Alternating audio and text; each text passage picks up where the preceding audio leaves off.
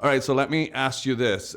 Since the very first episode and all throughout the first season and this second season, the Kominsky method does right by all the characters, which is not something that you could say about every show. So were you immediately in, or did you have to wait to see who you were playing before you sort of jumped in and Well, I met with Chuck Lorre. He wanted me in the show, and he was trying to decide whether to have me play Michael Douglas's ex-wife or Alan Arkin's love interest. And I don't know.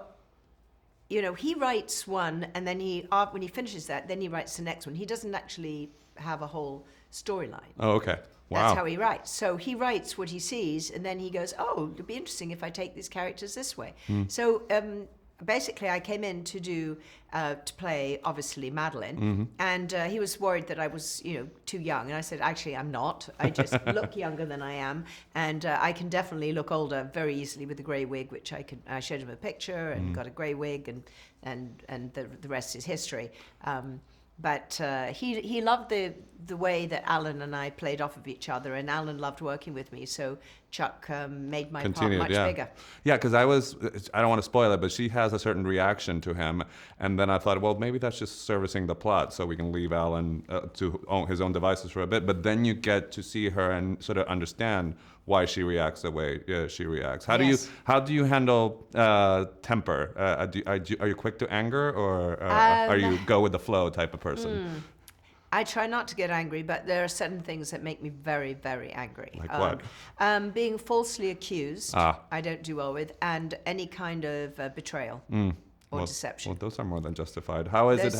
Those I don't do well with. I don't think anybody does. That's the red flag. All right, so how is it sort of having Mr. Alan Arkin as a sparring partner? Oh, it's wonderful. I mean, the guy's brilliant, and he loves playing this character, and he is that character, really.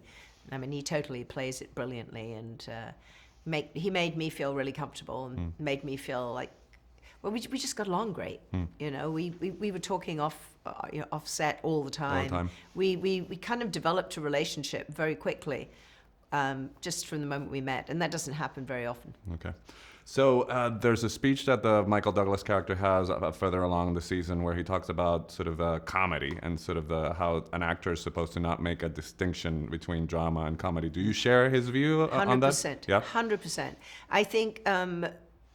And I've done 3 camera. I had my own show one time called Modern Men, and I know you have to do bada bing, bada boom, hit the, and I can do that. But my favorite kind of comedy is circumstantial comedy, and I think that you just play it even more earnestly than you would regularly. It's got to be real.